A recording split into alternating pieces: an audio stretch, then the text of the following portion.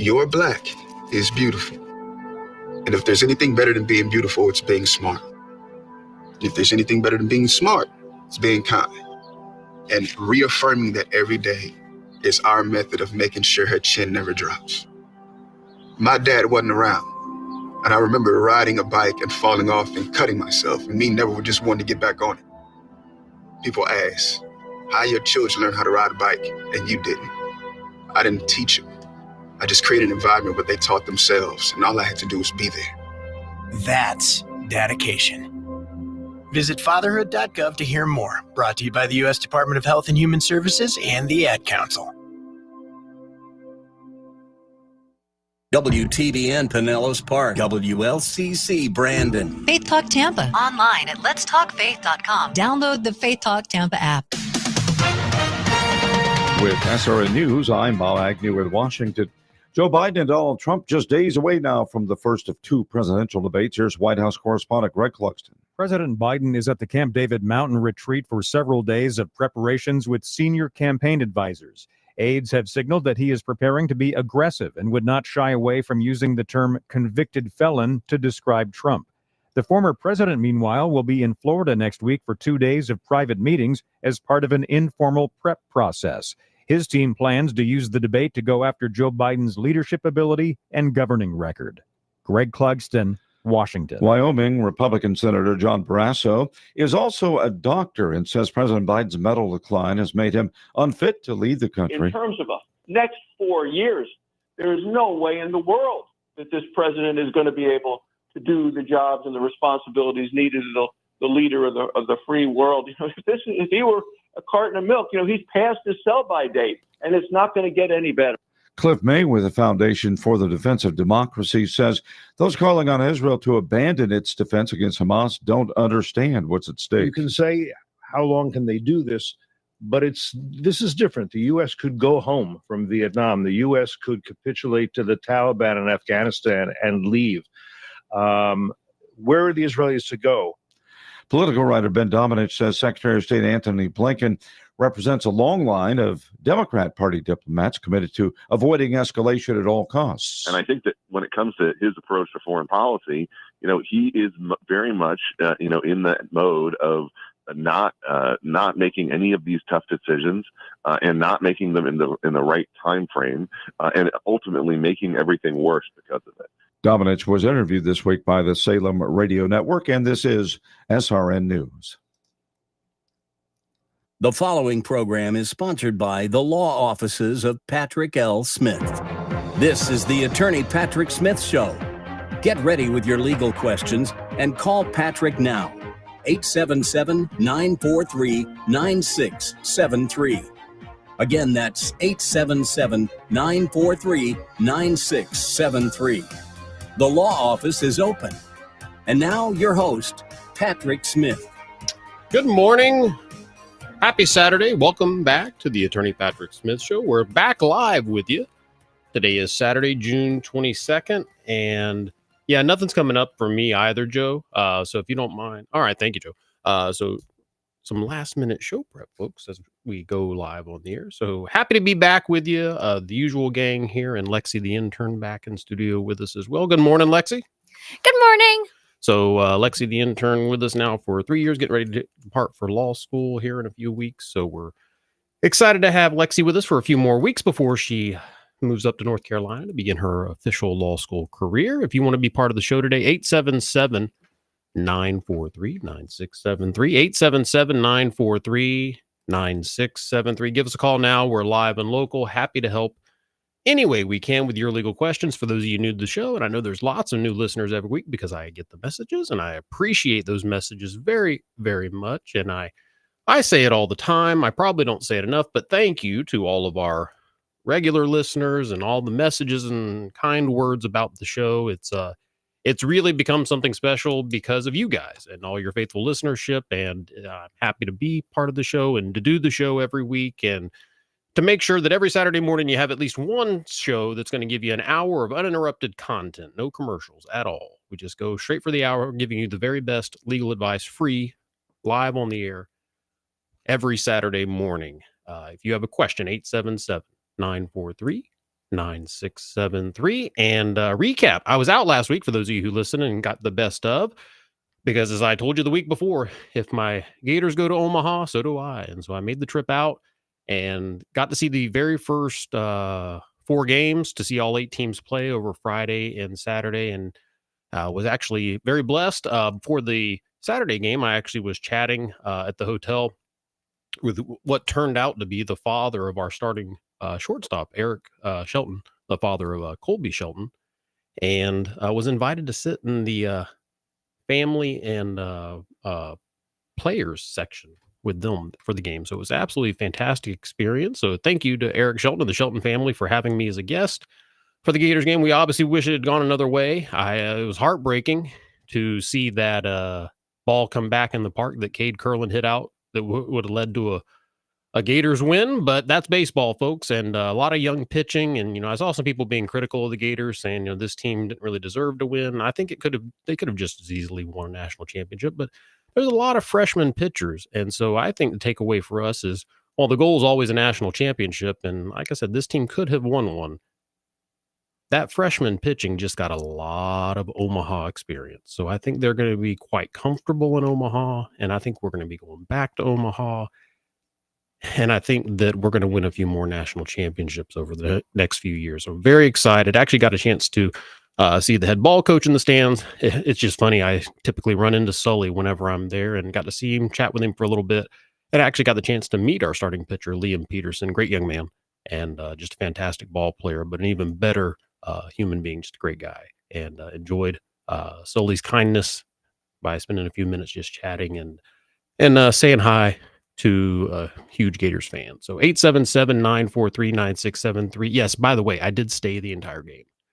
So when that game ended at 2:20 Eastern Standard Time, which was 1:20 out there, by the time I got back to the hotel room, I had approximately 90 minutes to lay down before I had to get up to catch my flight home, because that game was supposed to start at 7 p.m. Eastern Standard and started at 11:15.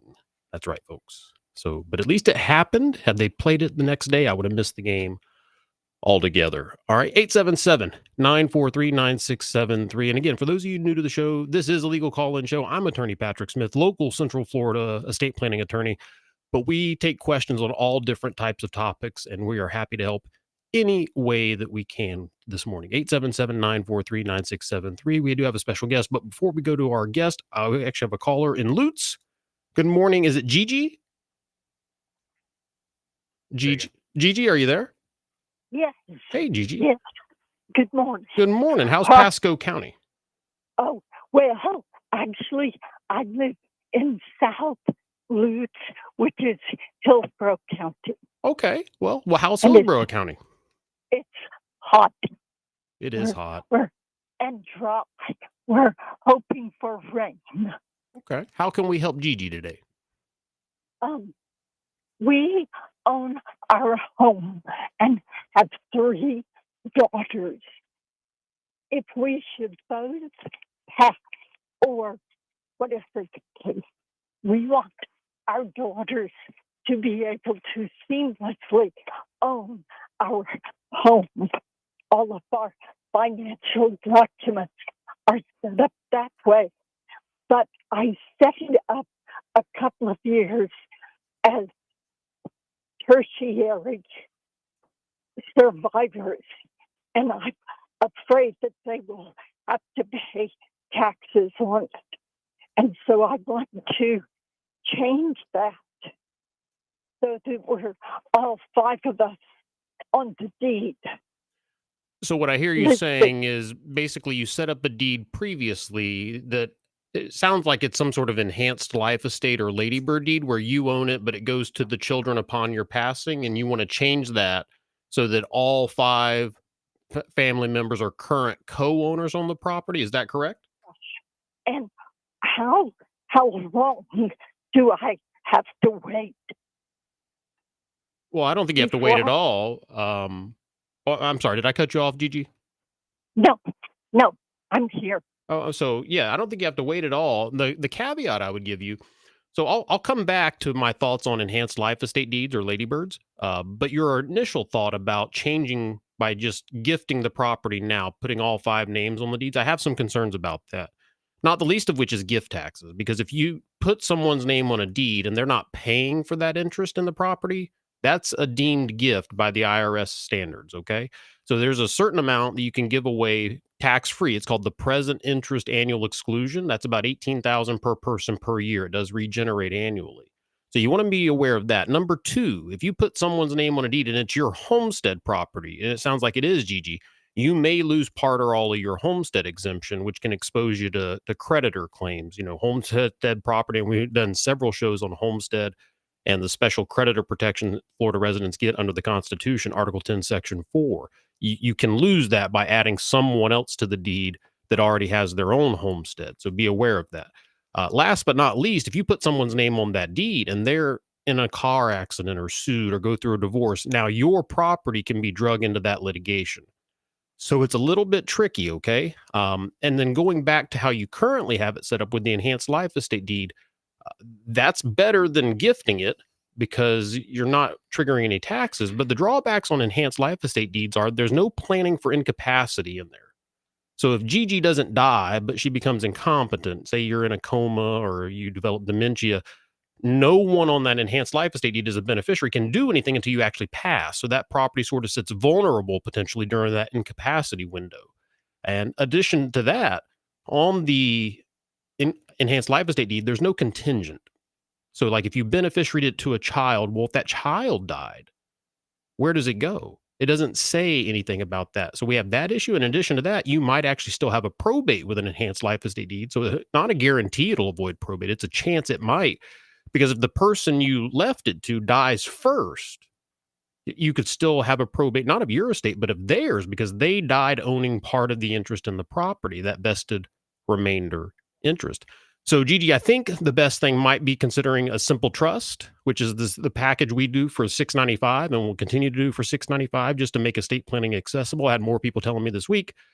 I think someone told me they were quoted $3,500 for the same package we do for $695. So, but we will continue to make those rates accessible to people. And the beauty of it is, Gigi, you could drop the homestead in the trust. There's no gift taxes there. You preserve a step up in capital gains basis. You keep full control and ownership of your property. You're not exposing yourself to any liability.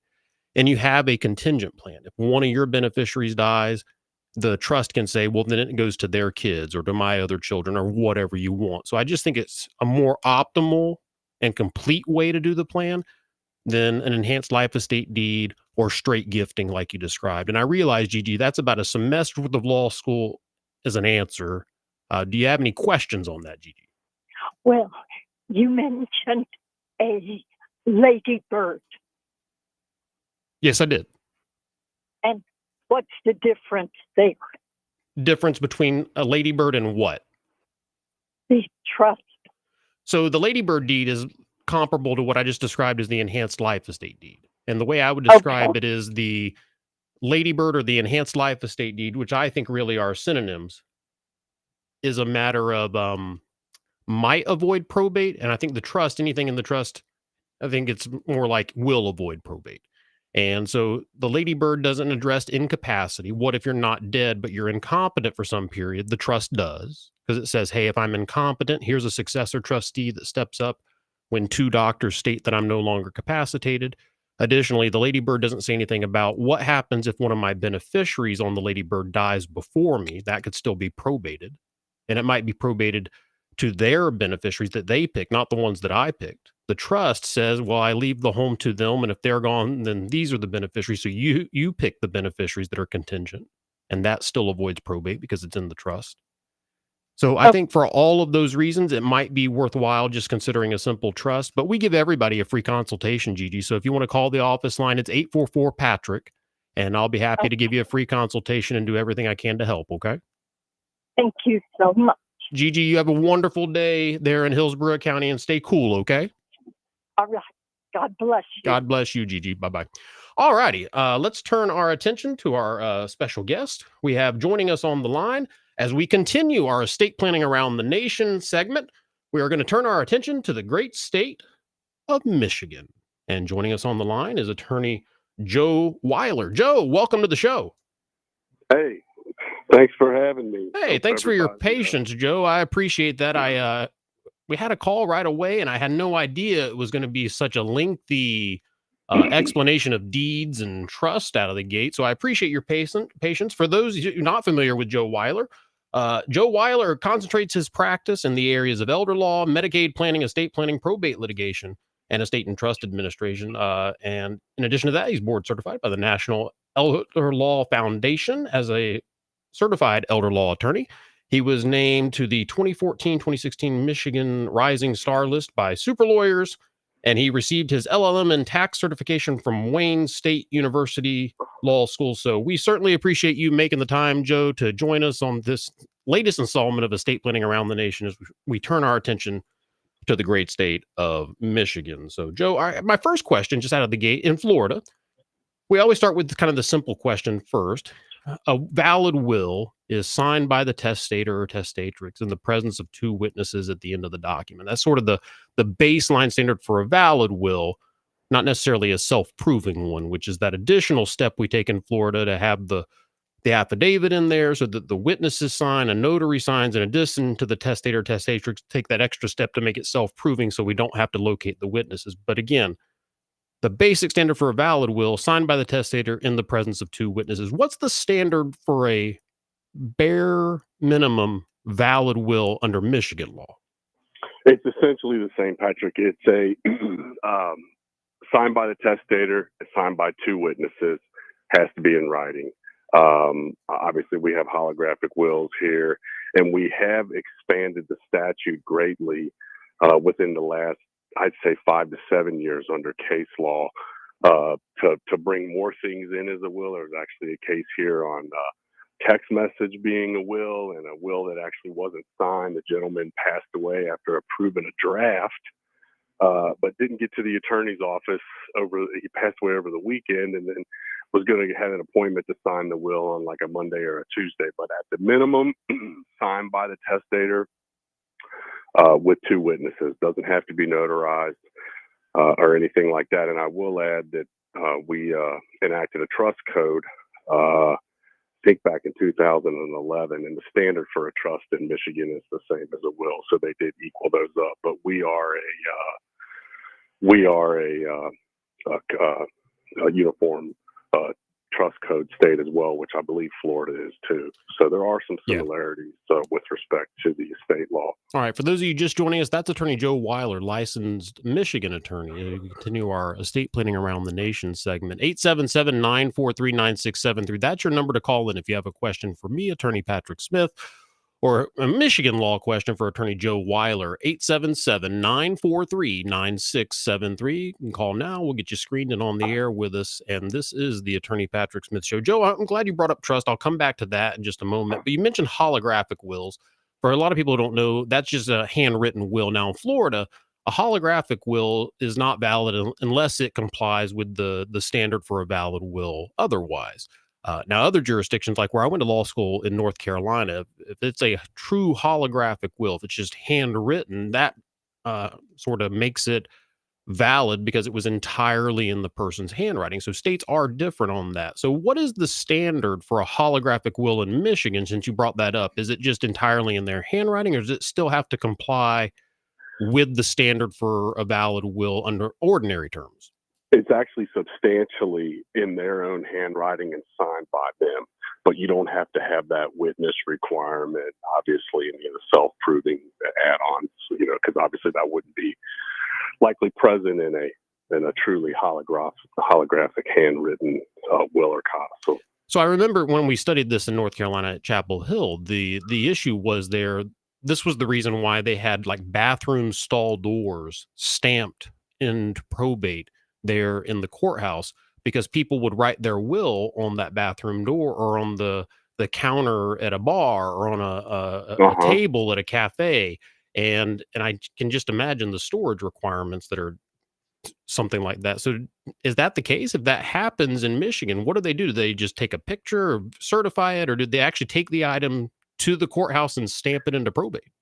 Well, that's a good question. I actually had a case with a holographic will And as you might presume, there was some contest involved in it. But I remember when we filed that original holographic will with the court, it was not on any 8.5 by 11. It was on like a ripped up piece of paper. So we actually had to tape the original will onto a file size sheet of paper and file that with the court. But yeah, I guess, I mean, you could write it on a garage door technically. So I don't even know how you file that with the court. Yeah, I mean, think about something like that. I mean, what if you wrote it on a monument there in the state of Michigan? Like, what are you going to do? I mean, it's just one of those practicalities that kind of makes your mind spin. So you mentioned contests. So people fight over estates in Michigan too? Yeah, they do. It's putting my, I always say,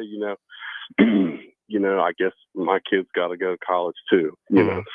Well, the old adage, one of my mentors has a sign in his office that says, God bless the person that sues my client. Yeah.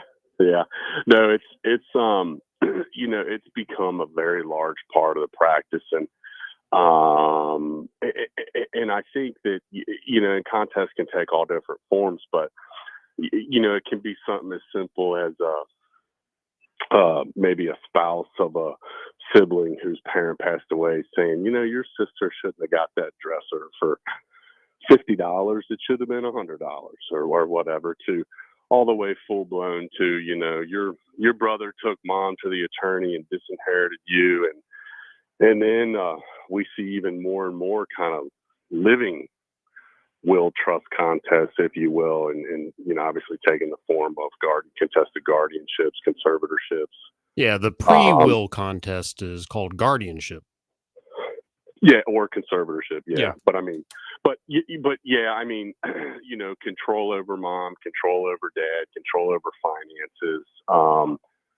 And then, sometimes that will obviously carry on during life, death, the whole 9 yards. So yeah, it happens here too. In Florida, the basic 4 causes of action when we look at a will or a trust contest are undue influence, lack of capacity, insane delusion, or tortious interference.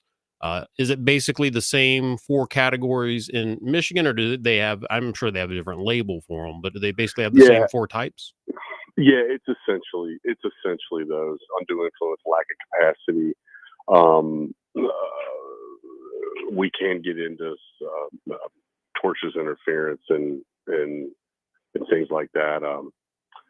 They're essentially the same. Now, in Florida, to get to tortious interference, you have to have exhausted any remedy at probate. Is that the requirement under Michigan rules as well? No. Okay. So that's a big difference between the 2 states then. Now, when you mentioned the trust, that did make me think, and you said it's substantially the same in the standard in Michigan for executing a will.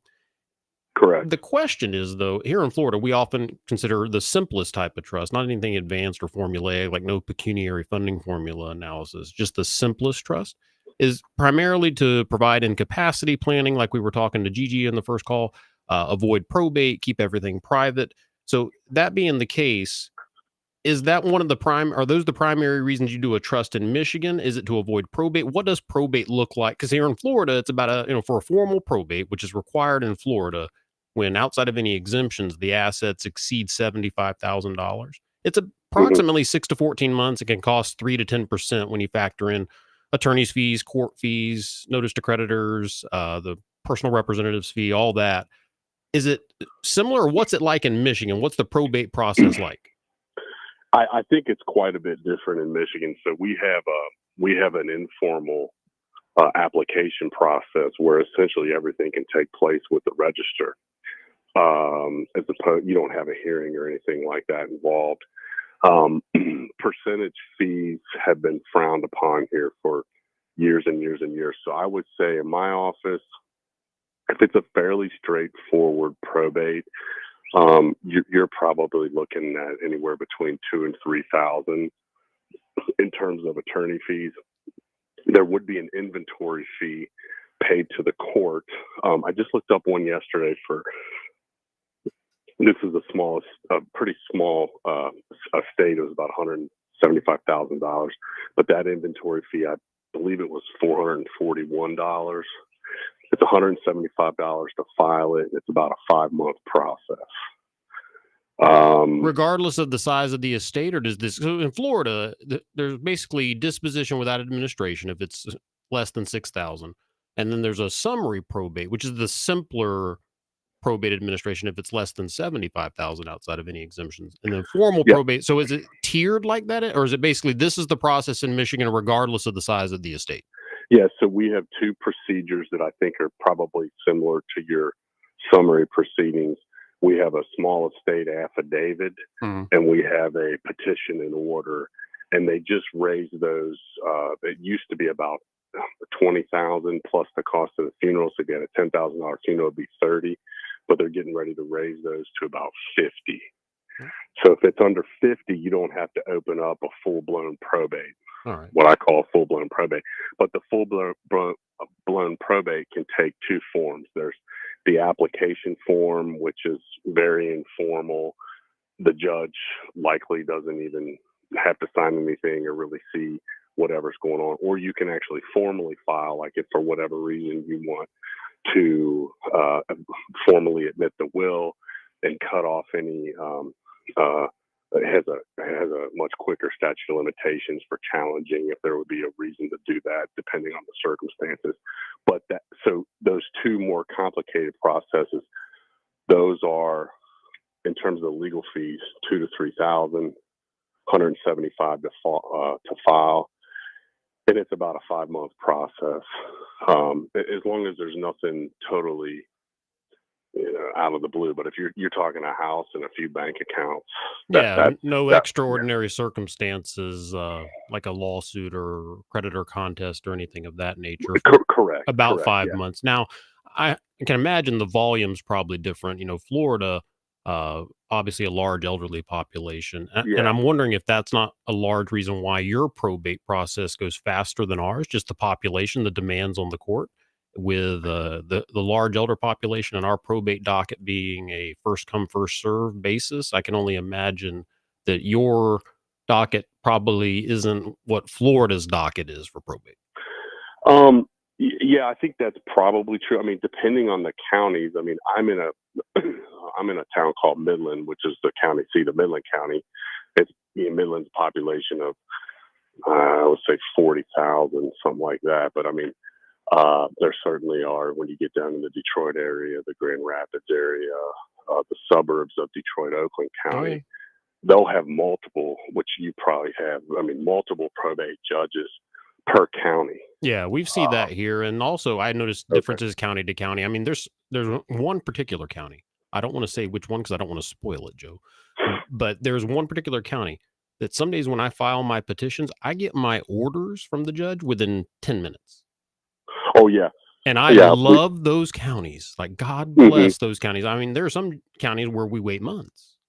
And we can get in our local county here. We can usually get our orders that day or next day.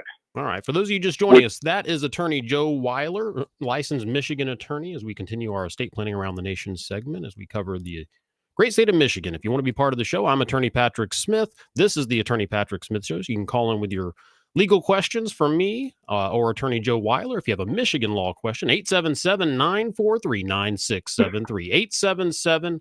877-943-9673. And before we go talk about homestead laws, one of the wonderful things about being a Florida resident is there is neither an income tax nor an estate tax here at the state level. Joe, is that true in Michigan? So, I mean, we have an income tax here, state income tax, but the estate, ESTATE, we do not have an estate. A state level estate tax. We just have the federal estate tax. So I wonder how much that income tax in Michigan factors into people moving to the Sunshine State. Well, or baseball contracts or anything else. Yes, well, I'm sure it has. I heard your segue talking about baseball, and which was cool. And I'm sure it is a big factor. Obviously. Are you a baseball guy? Oh, I'm actually, even though I'm licensed to practice in Michigan, I'm actually from Cincinnati. So So yeah, Big Red Machine, and Yeah, I do like yeah. I do like baseball. Yeah, I actually had the privilege of meeting and getting to know Hal Morris a little bit. You remember who Hal was? Oh, yeah, first baseman, right? Yeah, for the World Series team. Yeah, Hal Morris. Great guy. Yep. Great guy. Yeah. I actually have a poster from the night that Pete Rose broke Ty Cobb's record in my office, and I'm too young to have been there, but my dad saved it for me and then gave it to me when I was old enough to appreciate. All right, we can quickly turn this into a sports talk show, but I do want to ask your opinion quickly since I found out you're a baseball guy. Pete Rose, Hall of Fame or no? Oh, for sure. Yeah, me too. It's I mean, it's just such a tragedy that all the records he has, and but you mentioned Ty Cobb. Yeah. You think we'll ever see someone hit a career batting average of 366 again now with the pitching the way it is? No.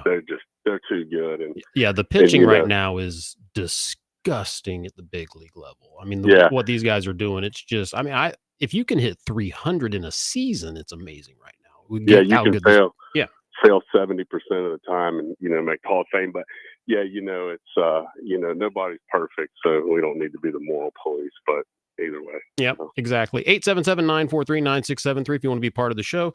Next, I do want to talk about homestead.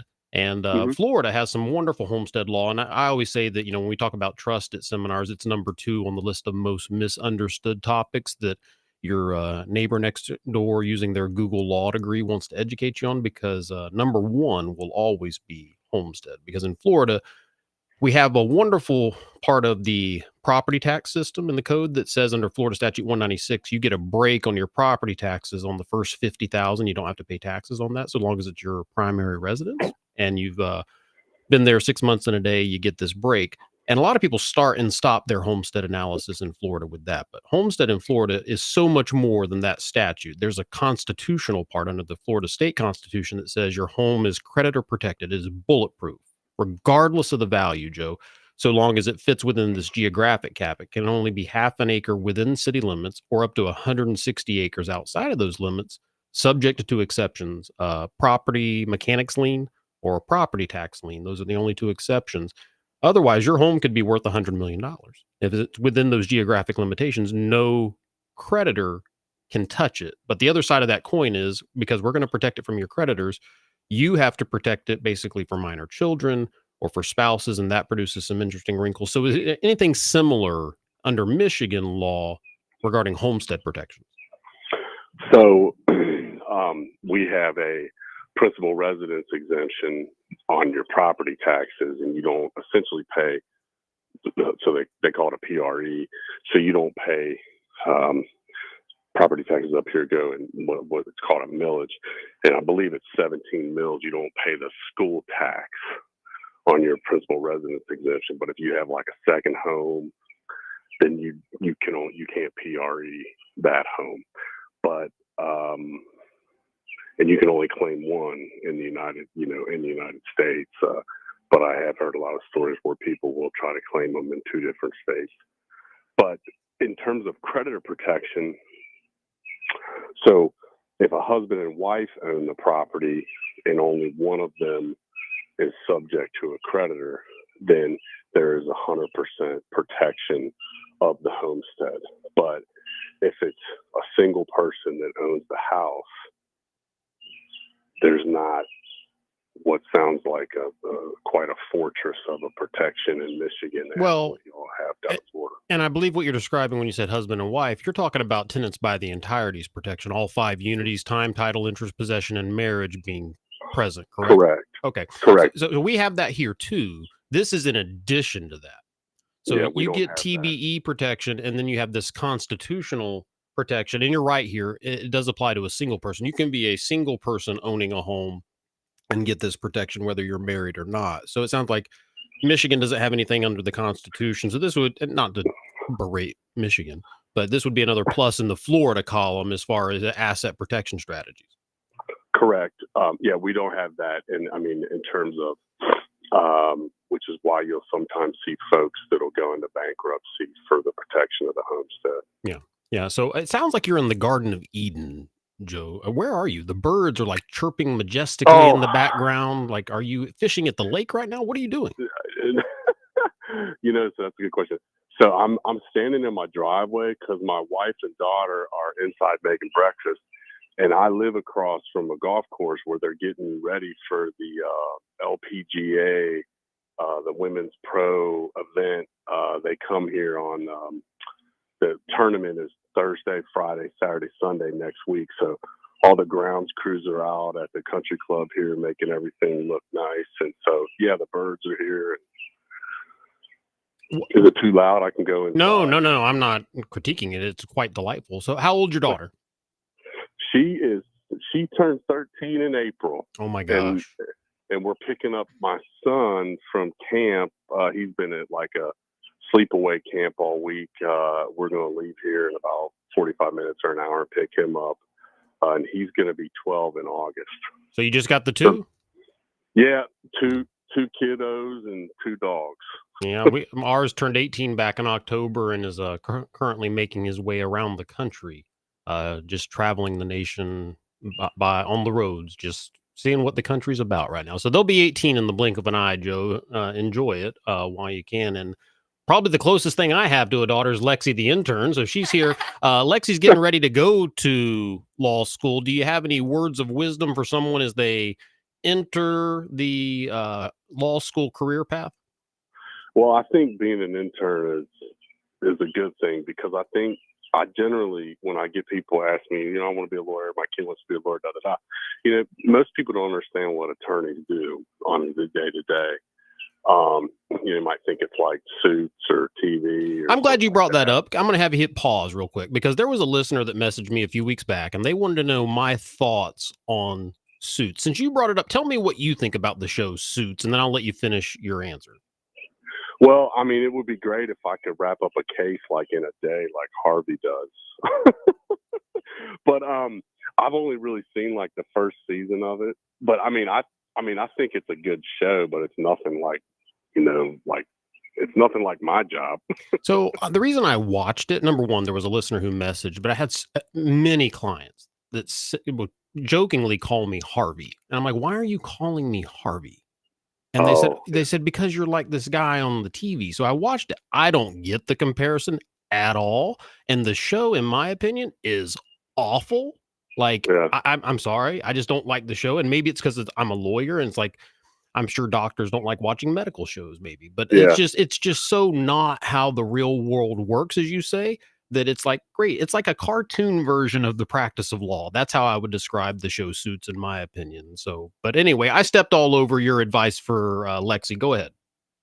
Well, I just think that, and I didn't grow up like how I grew up. Nobody in my family are attorneys, and most of my friends and all that. Nobody's parents were attorneys. So I really just kind of kept matriculating in school just because I could, but I happened to stumble into a law practice in a field that I really, really enjoy.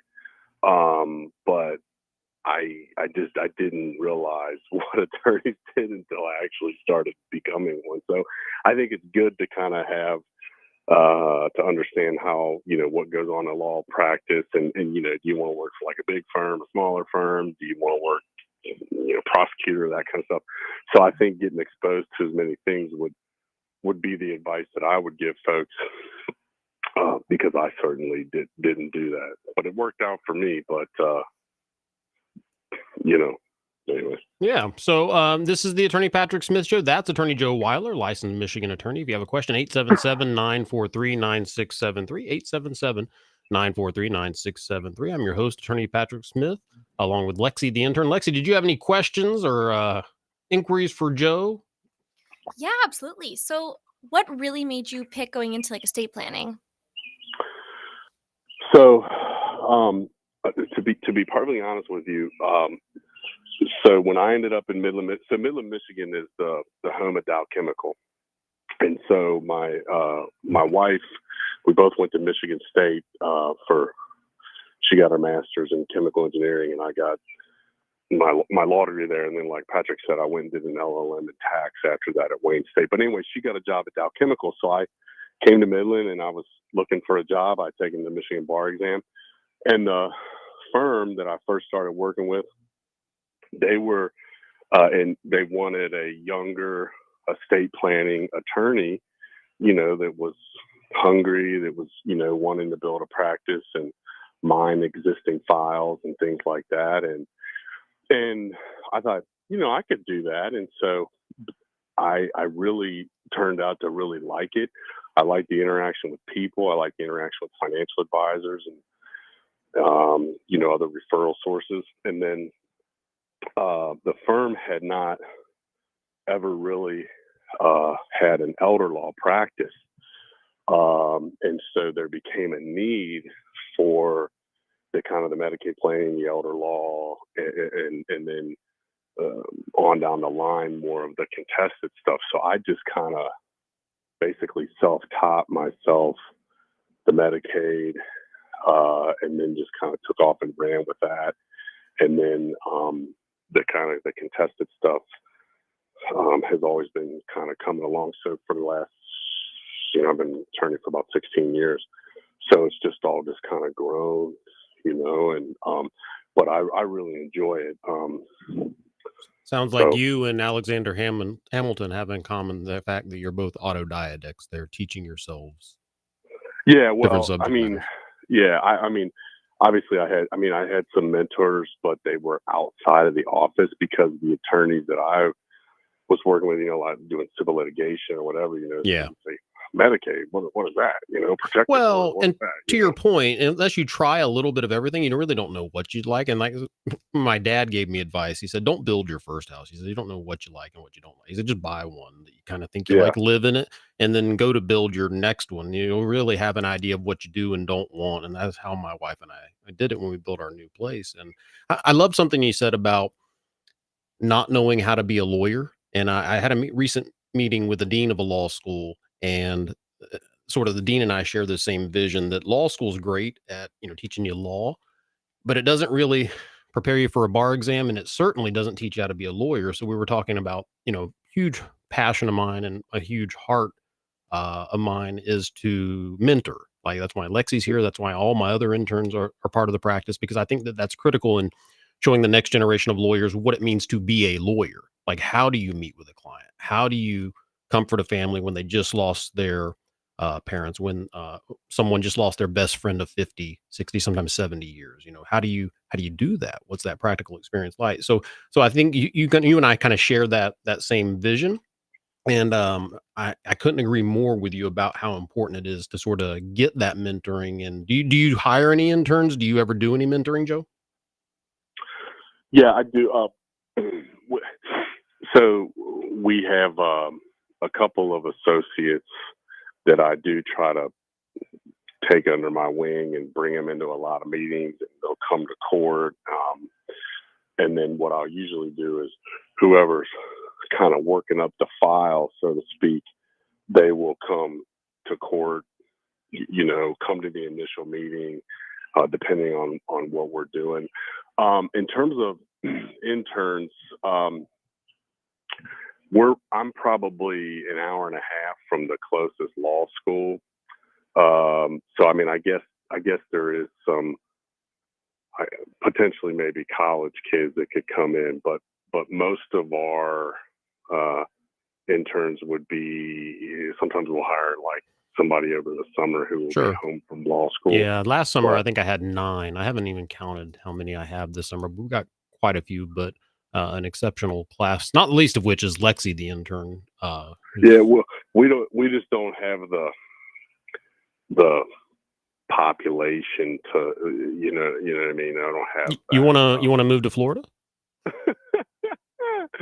The weather's gorgeous. We have no estate tax, no income tax. We have great homestead laws down here, Joe. I know. I know a guy who's hiring. So if you want to come to Florida, I'm just saying, Joe, we should talk.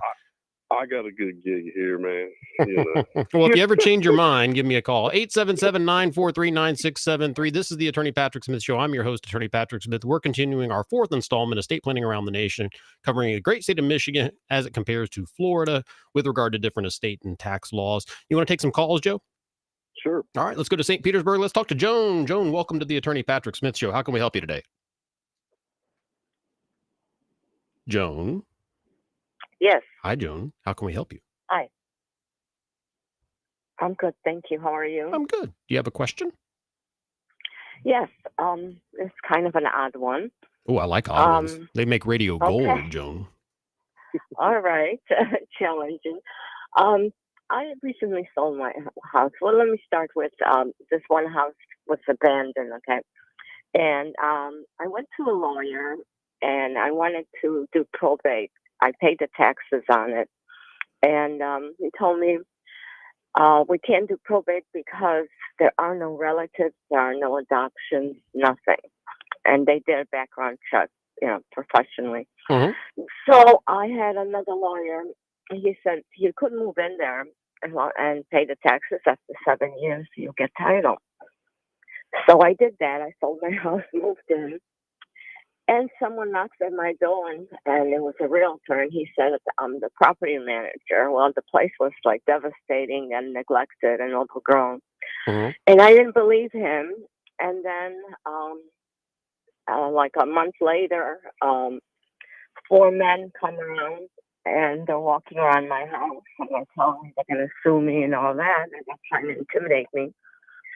Could there be an adoptive daughter? They're claiming that they represent the adoptive daughter. Sure, there could be. I mean, there would be a clear paper trail if there was an adopted daughter. But there wasn't, because the lawyers did the background check, and there were no adoptions. Well, there either is or isn't. So, I mean, if there is, they'll produce the records. If there's not, then they're lying to you, Joan. But it sounds like you're living in a home that you don't own title to. So you're trying to take it by adverse possession? Okay. Yes. Yeah. I mean, I've got an attorney who can help you with that. His name's Scott Smothers. He does all my general civil litigation work. So if you want me to put you in touch with Scott, give me a call at the office next week. The office line, 844-PATRICK. And Joan will be happy to do everything we can getting you in touch with Scotty. Okay, but I just want to make sure. So you're saying there could be an adoption, even though the background report said there were no adoptions. Yeah, it's possible that there's an adoption out there that they just didn't find. So it's also possible that that person's lying to you. So without more thoroughly checking, but if they're going to claim an adoption, they're going to have to show the paperwork to the court. The court's not going to take their word for it, Joan. Oh, they're going to have to show something. Okay. You got All it. right. Well, get me in touch with Patrick Smith. That's me. Okay? So you already did that. So give me a call next week at the office, and I'll put you in touch with I'll Scott give you a Smothers. call. Yep, we'll take care of it. Okay, Joan? All right. All Thank righty. you. All righty. Joe, anything to add to that? No, I mean, I think the burden would be on them to come forward to show that. I mean, it's kind of my initial thought, but obviously there would be a paper trail. My favorite part of that was Joan just being like, I guess I'll just move in. You know? I know. Yeah. I'll just move in here. Just take this place. Yeah. This one looks nice. So 877-943-9673. And Joe, we're coming up on the couple minutes here left in the show. I want to make sure, number one, I will get angry emails if I don't give out the office line at least one more time. 844-PATRICK, folks. If you want to reach me at the office to book me for an event, to come and speak or make a public appearance, or if you would like me to, if you'd like a consultation with me, they're in Clearwater, Sun City Center, Sarasota, where it's crazy busy right now. And thank you guys for all you do to make it so crazy busy. I love it. 844-PATRICK, 844-728-7425. But I do want to make sure, Joe, I give you a chance to give out your contact information. Shall we have any Michigan Ganders listening? How would they reach you, Joe? Oh, yeah. Our number is area code 989-492-0955, 989-492-0955, and it's Weiler, Weiler Law Group. All right. Well, we're stacked with calls, so let's go quickly to my home county of Polk County and talk to Paula in Lakeland. Paula, can you do it quickly? I've only got a couple minutes here. I got to run through some calls. Okay. Hi. I bought a manufactured home here in Lakeland. Lakeland, Florida is supposed to be one of the hot spots now. It's in a 55 and older golf community. And because it's a manufactured home and I have 3 pieces, I got to pay taxes. They're getting me for taxes at the beginning of the year, the ad valorem or whatever it is. Ad valorem tax, yep. I have to pay $1,300 for 3 months along with everybody else because we rent the land. We don't own the land. I own the house that it sits on. Yep. But why am I paying taxes on something that I don't own and I can't claim on my income tax return? So, because so check your homeowners association agreement in that fine print. You've probably agreed to that. Okay, Yep. I'll look at that. Take a look But at that. was one. one of my biggest questions, and like you said, with the estates, there's so many people in here because of COVID. I just bought in here in 2022. Mhm. I'm telling you, there must have been at least 10 people that rest in peace. Okay, but now you got spouses, single, that widows that don't know what to do because they lost an income, and now, like you said, either the children are going to be coming after the property, because I see it happening with my dear friend Mhm. that he's been in the hospital for a month. He may not come home. He's in a skilled nursing facility now for wound care. But the thing is, the daughter whipped up this power of attorney that I signed as a witness along with someone else and had a notary do it here in Florida. Now she's over there cleaning out the house and getting ready to sell the house for him, but he don't want to sell the house. And when Paula, he sees what it's going to cost to be in the SNF, woo, Paula, I appreciate you, but that was a terrible job making it quick. making it quick. Yeah, that was terrible. I got to wrap up the show now, Paula. I got to let you go. I'm sorry. Thank you. Bye. All right, bye. All right, this is the Attorney Patrick Smith Show. Joe, thank you so much for making the time. We appreciate it, and hope you'll come back in the future broadcast sometime, okay? Yeah, anytime. I appreciate you reaching out and happy to always help. All right, Lexi, thanks for being here. Appreciate you. Have a great Saturday. And Christian's running a half marathon, so good luck to Christian. If you want to reach me at the office again, 844-PATRICK. You can email me, patrick@attorneypatricksmith.com, patrick@attorneypatricksmith.com. Talk to you soon. Bye.